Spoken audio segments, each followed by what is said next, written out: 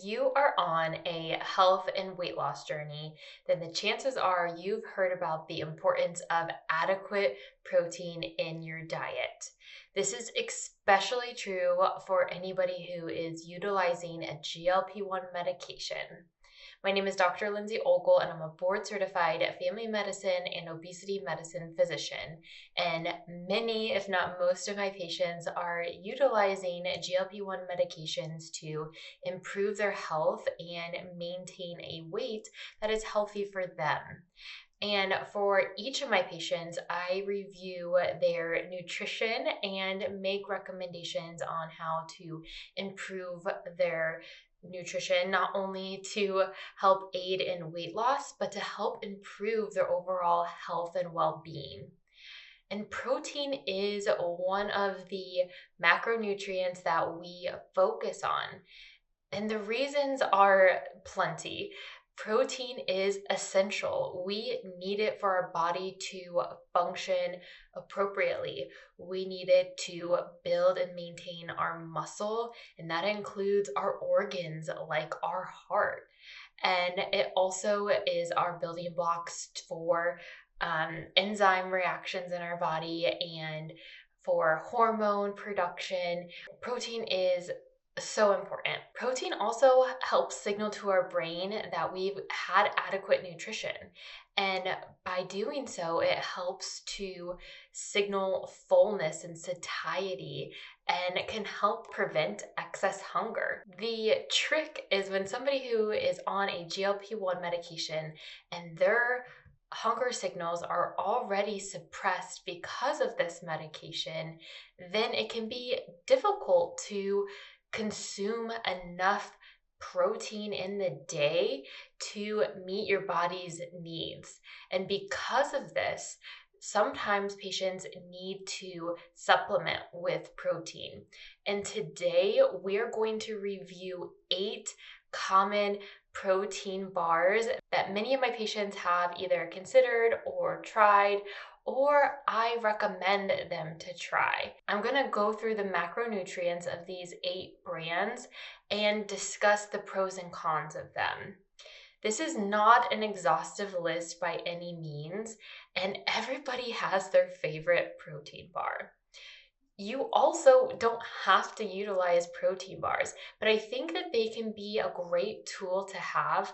They are easy to just keep in a bag, in your purse, or your backpack, or in your car, or your desk for easy access to nutritious food if you find yourself working late or being stuck in traffic and very hungry and you need something to fuel your body in that moment.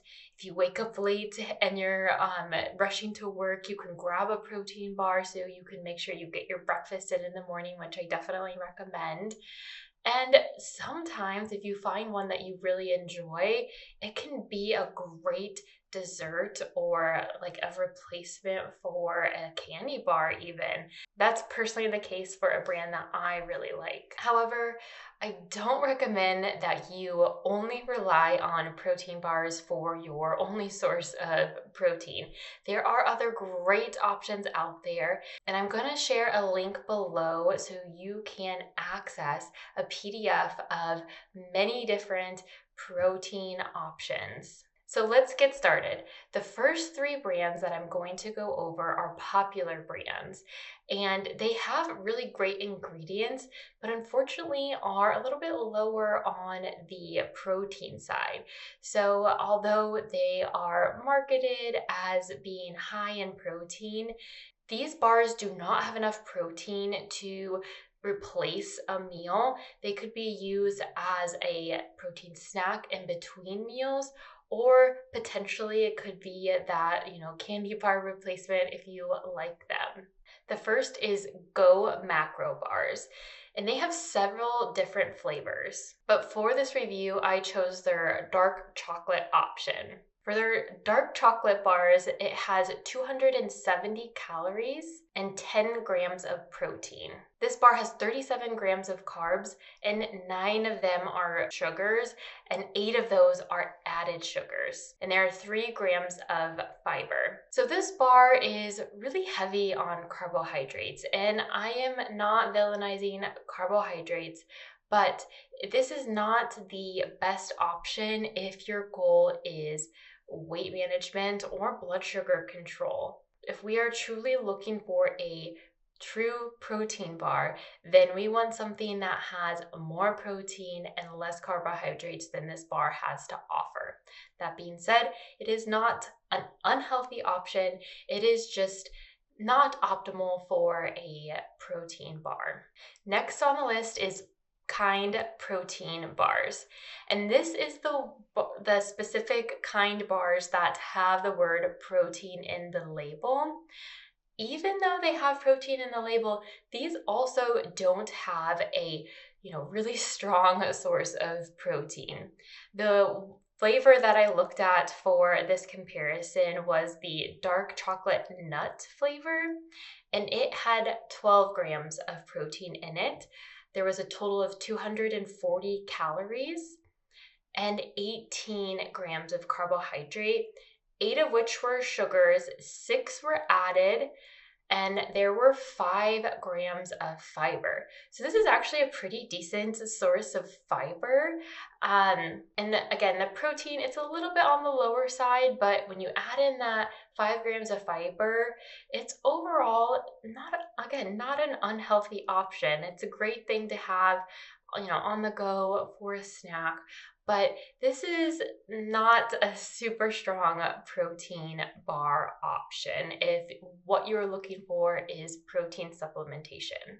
The third protein bar that is a little bit on the lower side for protein is RX bars. I chose to look at the chocolate sea salt flavor, and this one also had 12 grams of protein in it.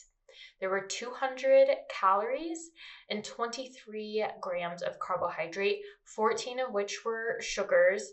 And all of these grams of sugar came naturally from dates, which is a great source of sugars because it is not added. And those dates also bring along fiber. So there's 5 grams of fiber in this bar. Again, it's a healthy bar. It's giving you lots of nutrients and it has a good balance of fiber and protein, but the actual total amount of protein, again, is not enough to replace a full meal, but is a great snack option or dessert option or something to tide you over until you get to your meal. The next brand I have a little bit mixed feelings about. It's Cliff Builder's Bar. So the flavor that I looked at was the chocolate flavor, and most of these flavors are chocolate or chocolate related because I personally really like chocolate. So that was what I was looking for in this comparison. But the Cliff Builder's Bar, again, this is specific for the box or the package that has builders in it. That is the one that's going to have more protein. It did have 20 grams of protein, which is typically the cutoff that I look for what I consider as an obesity medicine physician to be a true protein bar. But it had a lot of added sugar, which again, I'm not villainizing sugar, but added sugars are something that I try to minimize as much as possible for my health, for my patients' health, especially for my patients who have insulin resistance, prediabetes, diabetes, PCOS. This bar, the Chocolate Cliff Builder's Bar, has 17 grams of added sugar and 31 grams of carbs altogether. There are 2 grams of fiber, but to me, those 2 grams of fiber are not enough to offset the 17 grams of added sugar. There are 280 calories in this bar. So this is one that I think can be great for somebody who is truly doing endurance activities. So if you're going on a very long hike and you need that quick energy, that easy access to calories and sugar, Cliff bars are great. But for the everyday person, this is not going to help you achieve your health goals. So I would not choose this brand for that reason. Again, great for long trips or great for long hikes, but not for the everyday person who is trying to maintain their weight and their metabolic health. All right, we are halfway there and we have 4 more brands to go over. These last 4, I think, are great options and they all meet that 20-gram threshold of protein to, in my opinion, count as a true protein bar. And first one of this group that I want to talk about is a very popular brand, which is Quest bars. Quest bars have so many different flavor options, and so if you are looking to try this bar, I definitely recommend choosing the variety pack so you can try the different flavors out, because they're very different and unique. But the one that I looked at for this is the chocolate chip cookie dough. This bar has 190 calories, so it's a little bit on the lower calorie side compared to some of the prior bars. And it has 21 grams of protein and 22 grams of carbohydrates, 1 gram of sugar. This bar has 12 grams of fiber, which is an excellent source of fiber. So if you are somebody who struggles to get their daily fiber in, and I talk about the importance of fiber, especially on a GLP-1 in a prior video that I will link here.